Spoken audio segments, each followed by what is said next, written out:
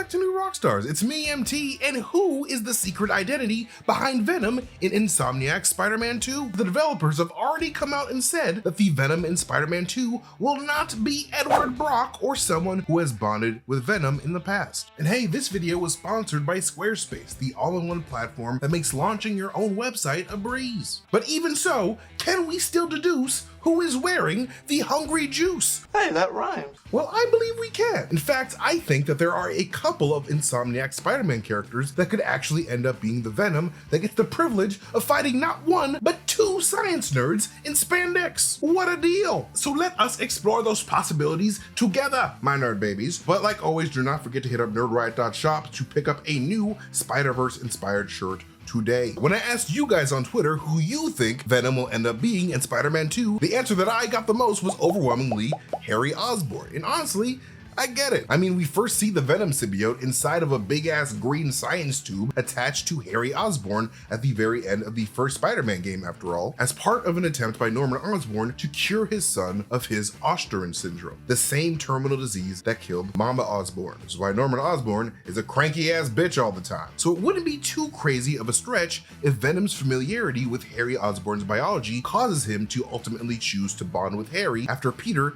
inevitably rejects the symbiote, especially since the Venom symbiote usually bonds with someone Peter knows fairly well, like, you know, Eddie Brock or Flash Thompson. However, the one thing that makes me doubt that Harry Osborn will be Venom in this game is the little glimpse of Harry Osborn's personality that we get when we listen to those messages that he left for Peter at those old Oscorp research stations. Harry Osborn was basically a saint of a young man who cared so much about New York and was super frustrated with the greedy, selfish man that his father was becoming. The Venom symbiote very much feeds off of human emotions, in particular a person's hatred. So unless Harry Osborn has some lingering resentments towards Peter Parker that have since grown, I don't personally think Harry Osborn will become Venom in the game, but it's still possible. It was teased at the end of the game, so who knows. But another solid candidate for Venom in Spider-Man 2 is naturally the game's other main antagonist, Kraven the Hunter. Because as we can see in the Spider-Man 2 gameplay trailer, Kraven is as immensely strong as he is savage and has dedicated his entire existence to hunting down strong prey and asserting his dominance over that prey. Like, all Kraven wants to do in life is to find someone equal in power as himself, just so he can fight them and give his life meaning. And if you think about it, this is not unlike the symbiote race in the comics, as Venom's whole entire deal is also hunting down an equal and asserting their dominance over that equal through symbiosis. So I can definitely see Venom taking a strong liking to Kraven during the Black Suit Spider-Man's battles with him, and ultimately merging with Kraven when Peter's anger and hate start to become too weak to sustain the symbiote. That would actually work extremely well thematically, because Spider-Man 2 appears to be a story all about teamwork. In particular, Peter learning that he doesn't have to handle being Spider-Man all alone and that he can rely on other people like Miles and Genki to save the day. Kraven bonding with Venom after Peter finally chooses to embrace Miles as a partner would lead to a thematically symbolic final battle with the Spider-Man versus the new Kraven Venom Predator Squad. And hey guys, it's 2023. If you have a business,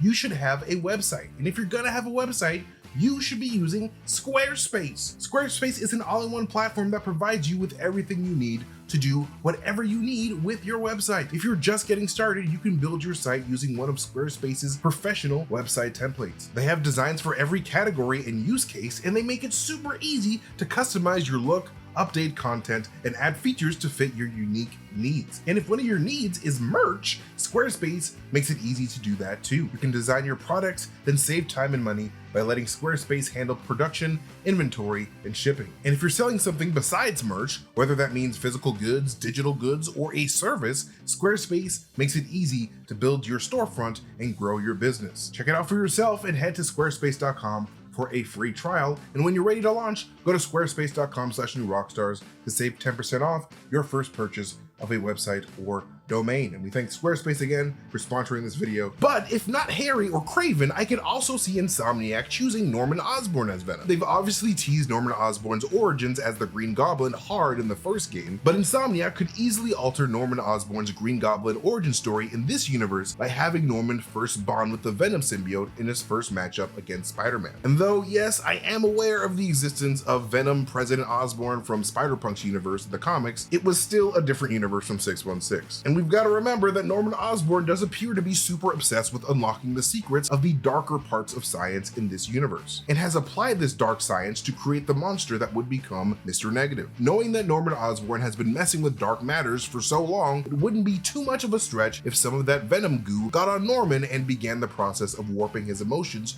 to hate Spider-Man. And then after that, we could potentially get some Green Goblin action in Spider-Man 3 after his mind is thoroughly warped. However, speaking of Norman Osborn's sketchy past experiments, Martin Lee, aka Mr. Negative, would also make an extremely fitting surprise Venom in Spider-Man 2, because after Spider-Man stops Mr. Negative from enacting his rage against Norman Osborn, Martin Lee just sort of disappeared, with the game not really getting into what happened to him. With Martin Lee being very familiar with balancing the darkness within oneself and wielding darkness as a weapon, I can definitely see Mr. Negative strongly bonding with the Venom symbiote, forming a connection that we really haven't seen before. And with Martin firmly connected to both Peter and Miles' stories as the murderer of police officer Jefferson Davis, having these two Spider-Men fight a Venom Mr. Negative together would be extremely appropriate, and would allow Miles to work through his feelings of vengeance and anger that he may still have against Martin Lee. You know, much like Peter is dealing with his own anger at Kraven. But moving on, there's also a possibility that Venom could secretly be one of Peter Parker's greatest enemies, Mr. Wilson Fisk, the Kingpin himself. Now, okay, though Wilson Fisk has briefly been Venom in a non-canon Spider-Man comic in the past, you gotta remember that this dude was pissed when Peter locked him away at the start of Spider-Man 1, and he's largely been shoved in the background ever since. With Kingpin being such an influential part of Peter Parker's story and life as Spider-Man, and his absence basically triggered all the chaos from the first game, an angry Wilson Fisk bonding with the Venom symbiote would be a fantastic way for Wilson to get a round 2 with Spider-Man, while also upping Kingpin's already formidable strength considerably. Anyways, with this last one, look,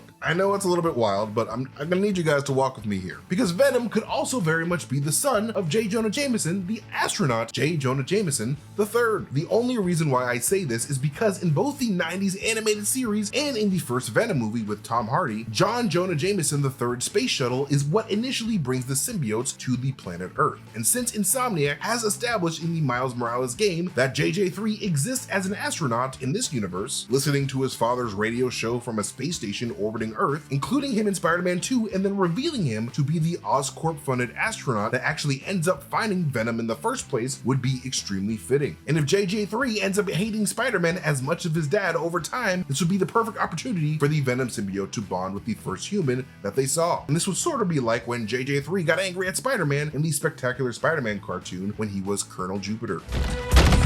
Hey, Colonel! I'm glad you're here. I could use a little help. But yeah, those are who I believe to be the top candidates for Venom in Insomniac's Spider-Man 2. Who do you guys think will end up being Venom in that game? Let us know in the comment section down below. But anyways, thank you guys so much for watching this video. You can follow me at MasterTainment on Twitter if you guys want to see me tweet some weird shit. I love you guys so much, and I'll see you guys next time. Goodbye.